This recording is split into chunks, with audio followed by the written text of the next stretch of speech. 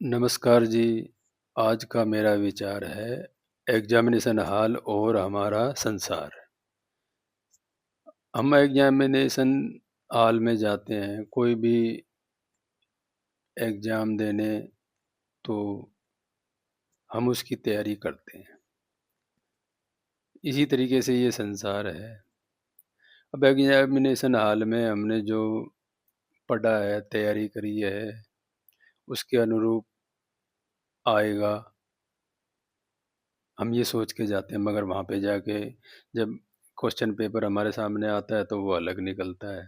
इसी तरीके से संसार में हमने कर्म किए होते हैं, हम तो सोचते हैं कि हमने सही किए हैं, मगर जब वो कर्मों का हिसाब होता है तो जब पता चलता है कि हमारे मन को तो वो सही लगे थे, मगर दुनिया के लिए या समाज के लिए या कर्म के हिसाब से वो सही कर्म नहीं थे। तो जैसे फिर हमें उन कर्मों का हिसाब देना पड़ता है। फिर हम सोचते हैं कि हमने तो कर्म किए, मगर अब उसका ये क्या फल मिल रहा है। तो जैसे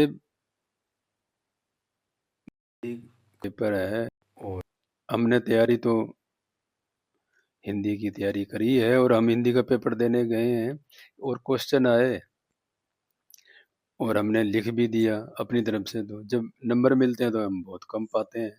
फिर हम सोचते हैं हमने तो तैयारी करी थी उन्हीं पाठों को, मगर जो क्वेश्चन पूछा जाता है उसका किस हिसाब से उसने पूछा है और हमने किस हिसाब से दिया है, तो पूछने वाले का और जवाब देने वाले का जो विचार है, मत है, वो अलग अलग हो जाता है और फिर वहीं पे नंबर कट हो जाते हैं। इसी तरीके से जीवन में हमारे कर्म होते हैं। हम अगर अपने कर्म हमारे हिसाब से तो हम सही कर रहे हैं, मगर वो जो हमारे कर्मों को जांच रहे हैं, दुनिया है, भगवान है, या जो एक सिस्टम बना हुआ है, वो सब हमारे कर्मों को आकलन करता है और फिर हमारे को उसी हिसाब से हमें वो सब मिलता है जीवन में। ठीक है जी। राम राम। आज का मेरा यही विचार था। धन्यवाद। राम।